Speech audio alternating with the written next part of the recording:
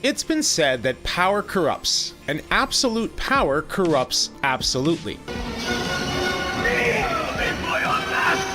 With the goal of conquest with the Decepticons, any chance to gain power is encouraged among their ranks.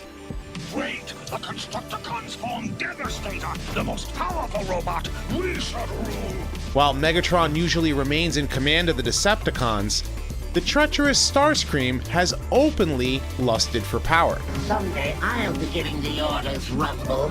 You do what I say. Whenever the opportunity has arisen, Starscream has gone out of his way to seize this ultimate power. Decepticons, feast your eyes on your new leader.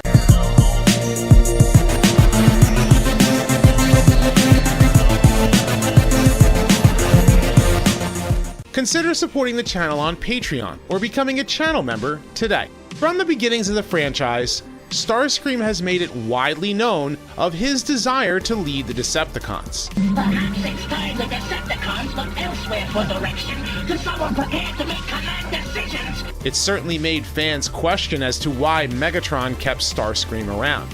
In the G1 cartoon, he only came close to seizing command after building the Combaticons with their combined form of Bruticus. Who is the new Decepticon leader? Enough! You are. This was, of course, cut short promptly by the Stunticons' combined form of Menasor. Bruticus? No, Starscream, not Bruticus. It's Megatron, your leader. In Transformers the movie, Starscream finally got his chance to be crowned as new leader of the Decepticons. But this reached a final conclusion when Megatron returned in his new form as Galvatron. Starscream returned as a ghost with the ability to possess other Transformers. He even took control of the Decepticon Titan Tripticon, which was all part of his plan to have Unicron give him a new body. I live again! Complete the connection. Do it yourself! Unfortunately, explosives set by the Autobots sent Starscream and his new body tumbling through space. The details for his ghost I have covered in a previous video. However, in the Marvel Comics, Starscream's lust for power was cut short rather quickly by Megatron's fusion cannon and the arrival of Shockwave. Once Megatron had returned to reclaim leadership of the Decepticons, he led a group of them, including Starscream, to attack the Ark, which they thought was unguarded. However, they were met by the awesome power of Omega Supreme, who proceeded to take out every Decepticon with the exceptions of Megatron and Laserbeak. The Autobots then kept Starscream's body aboard the Ark for years, though events happened slightly differently in the UK comics. But that's a discussion for another day.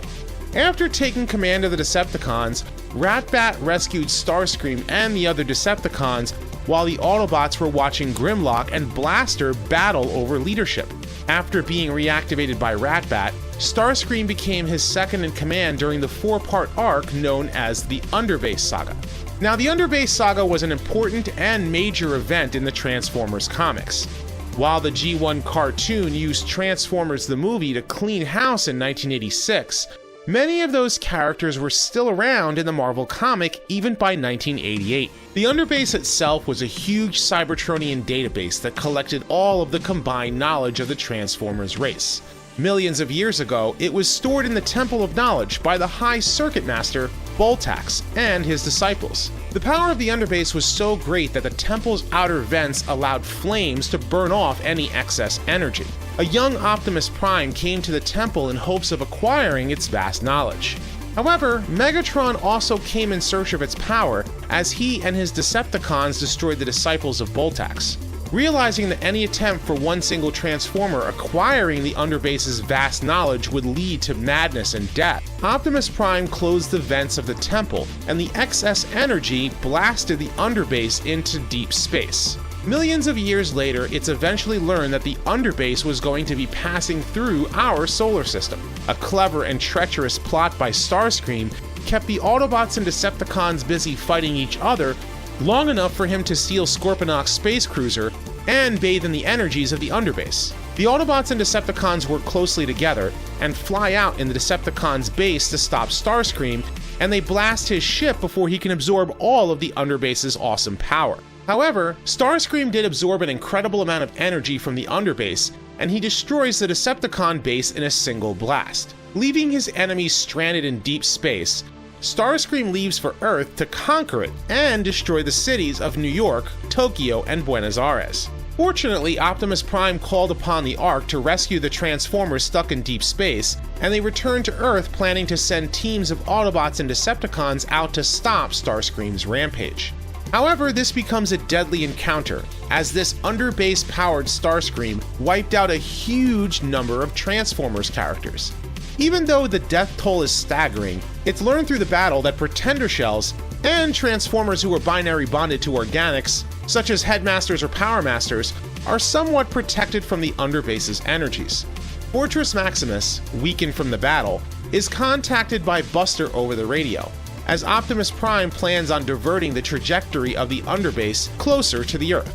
Overhearing the conversation and using his powers to track the radio signal, Starscream departs to deal with Optimus Prime. Meanwhile, in deep space, Optimus Prime and Scorponok battle near the Underbase, as Scorponok also wishes to acquire the power of the Underbase for himself. Starscream arrives during the battle and completely absorbs all of the energies of the Cybertronian database. This causes the treacherous Decepticon to glow with immense energy and grow to an enormous size. But before Starscream can even use any more of its power, he explodes, bringing an end to his reign of terror. Optimus and Scorponok then agree on a temporary truce while they depart to gather the casualties of Starscream's rampage. While Bob Budiansky was a capable writer, he found it difficult to manage the extremely large cast of Autobots and Decepticons, with many new ones being added every year. As such, the Underbase saga was meant to be a massive crisis-type event that got rid of almost every character that was no longer on the toy shelf. This was also the last major story that Budiansky wrote in the comics, as the next 5 issues were smaller stories dealing with the Pretenders and Micromasters. After Budiansky departed the comic, Simon Furman took over writing duties beginning in issue 56. Since Hasbro had introduced the classic Pretenders, one of Simon's first order of business was reviving them, which included Starscream. However, the legacy of the Underbase and Starscream becoming corrupted by its awesome power, i.e. Underbase-powered Starscream, has influenced many stories throughout the Transformers franchise. In the G2 comics, Starscream stole the Matrix and used its power to merge with the Decepticon ship, the Warworld. While he began torturing Optimus and Megatron, the power of the Matrix compelled Starscream to turn away from his evil deeds as he blasted G-Axis' troops to stop them from destroying the Earth. Terrified of becoming good, Starscream returned the Matrix to Optimus Prime just in time to face off against a larger threat, the Swarm. In the What If story, known as Deviations, Optimus Prime killed Megatron at the end of the Battle of Autobot City. Starscream then took command of the Decepticons and made a bargain with Unicron.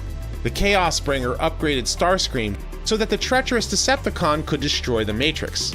In the final battle, Starscream, now calling himself Megascream, merged with Soundwave, Astrotrain, Dirge, and Thrust to defeat Optimus Prime.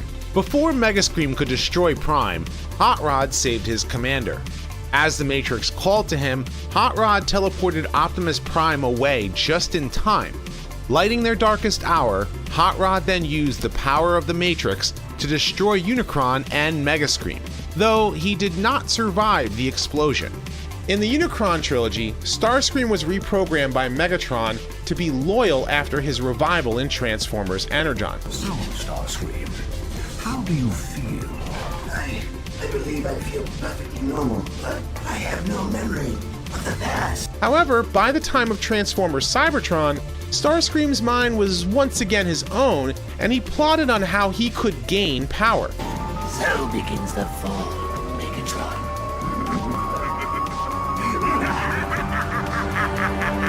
Undermining Megatron's command, Starscream eventually obtained the Omega Lock and began absorbing its energies along with the Earth Cyberplanet Key. This made Starscream grow to an enormous size, and he placed a crown upon his head. The reign of Starscream will be a reign of terror! He grew to even larger proportions when he absorbed the energy directly from Primus himself, who had transformed from Cybertron into his own robot mode. However, the Autobots were able to divert power into Primus's weapon systems, and he made short work of Starscream.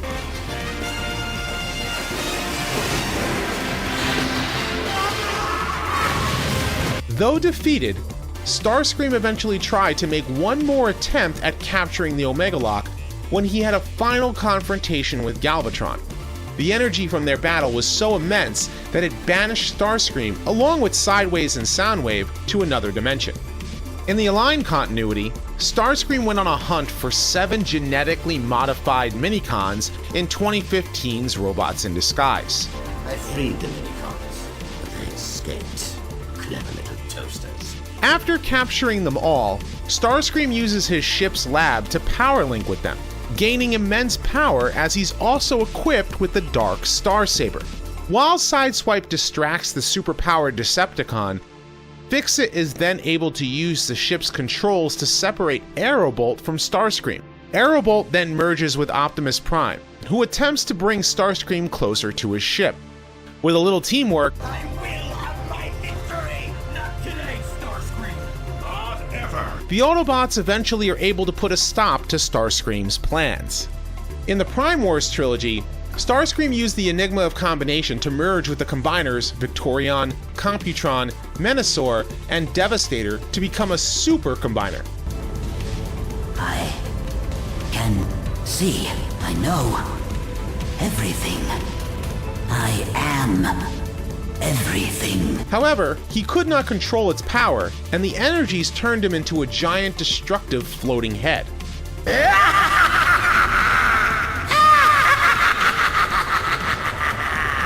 To stop Starscream's rampage, Windblade used her City Speaker abilities to summon the Hand of Metroplex. While the Titan held Starscream in place, Optimus used Megatron in Space Blaster mode to obliterate Starscream. In his plan to revive Solus Prime, Megatronus used the ghostly visage of Starscream's Spark to revive Trypticon in a destructive rampage. Once Trypticon absorbed the Enigma of Combination and the Matrix of Leadership, the Fallen discarded Trypticon, which left Starscream without a body as he wandered the shadows at the cartoon's conclusion. Merging the concepts of the Matrix of Leadership, Vector Sigma, and the Underbase itself, the first live-action film's plot centered around the Allspark, a giant cube that gave Transformers life. Not like the itty-bitty Energizer Bunny from hell, huh? Though it was destroyed by the film's end, its energy was eventually transferred to a physical talisman, the Matrix of Leadership, in Revenge of the Fallen. While Starscream did not gain ultimate power in the live-action films, Well, he's dead. the concept of the Allspark became a staple of all Transformers series moving forward. In fact, in Transformers Cyberverse, Starscream eventually stole the Allspark for himself. Corrupted by its power, Starscream wished to send everyone back to the Allspark to end the Autobot and Decepticon conflict. I will liberate all bots and free their sparks so they become one with the Allspark forever! He created spark armor for himself out of an excavator. He then created an army of scraplets, naming the first batch after the original 13 Transformers. Alpha Trials says he's very disappointed in you, Optimus. He wants the Matrix of Leadership back. Now! In his madness, he gave spark armor to Jetfire and Skybite so that their continued conflict would preoccupy the Autobots and Decepticons. Eventually, Starscream killed every named Seeker still loyal to him. But before he could kill the rest of the Autobots and Decepticons, Optimus Prime used the Matrix of Leadership to separate the treacherous Starscream from the Allspark. All of these stories are a reminder that absolute power corrupts absolutely. Don't push me, Megatron. My desire for power is as great as yours. Power flows to the one who knows how. Desire alone is not enough. After gaining the power that he craves, Starscream has never been able to fully maintain it. This is not the end of me. His selfish ambition has almost always led to his destruction. Will anyone anyone else attempt to fill his shoes. even though Starscream continues to believe that it's his destiny to lead the Decepticons. Oh, too bad! He's blown his vocal components. I guess that makes me the new leader. But what do you think? Should Starscream gain leadership of the Decepticons or gain ultimate power? Or do you think that he is always destined for failure? You are Starscream. You will fail. You always have, and you always will. Leave your thoughts in the comments section below. And if you like this video, be sure to thumbs up and subscribe. I'd like to thank my patrons and my channel members for your support. I have many more Transformers discussion videos like this coming soon, so stay tuned. And as always, until next time, till all are one. Welcome home, noble Voyager! Megatron, I thought you were... I mean, everybody was sure you...